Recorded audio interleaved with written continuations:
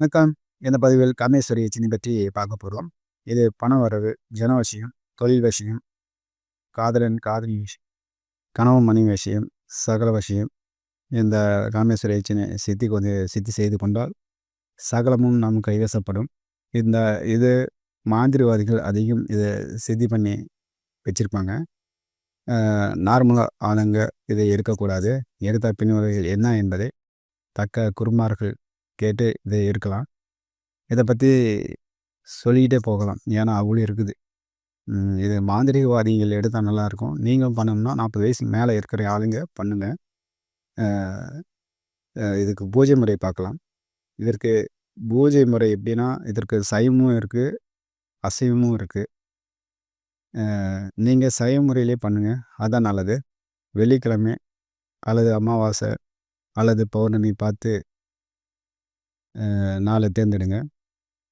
குரு ஓரை, சுக்கிர ஓரை அல்லது செவ்வாய் ஓரை இதற்கு சிறந்தாக இருக்கும். பூஜைக்கு மல்லிகைப்பூ, நறுமணம் கொண்ட அத்தரை மேலே பூசிக்காங்க. ஏன்னா அப்போ தான் தேவதைகள் உங்களை சீக்கிரம் தேடி வரும். அவல் பொரி கடலை வச்சுக்கோங்க. ஊதுபத்தி வைங்க. கற்பூரம், பழம், சர்க்கரை பொங்கல் எல்லாம் வைத்து ஊதுபத்தி திராட்சை மாலை கொண்டு ஒரு நாளைக்கு 1008 வீதம் 54 நாட்கள் நீங்கள் பண்ணுறதா இருக்கும். அப்படி பண்ணால் தான் அந்த தேவதை உங்களை நோக்கி வரும். இந்த தேவதை வந்து கனவுல தான் காட்சி கொடுக்கும். இந்த தேவதை உங்களுக்கு மனைவியோ அல்லது காதலியோ இருக்கத்தான் ஆசைப்படுவாங்க. பொண்டாட்டி ஒய்ஃபு இருந்தால் அந்த தேவதை எடுக்க வேண்டாம். அப்படி இருந்தாலும் 50 வயசுக்கு மேலே எடுங்க. அதுதான் உங்களுக்கு நல்லாயிருக்கும். இது பற்றி சொல்லிக்கிட்டே போகலாம். ஏன்னா அவ்வளோ இருக்குது.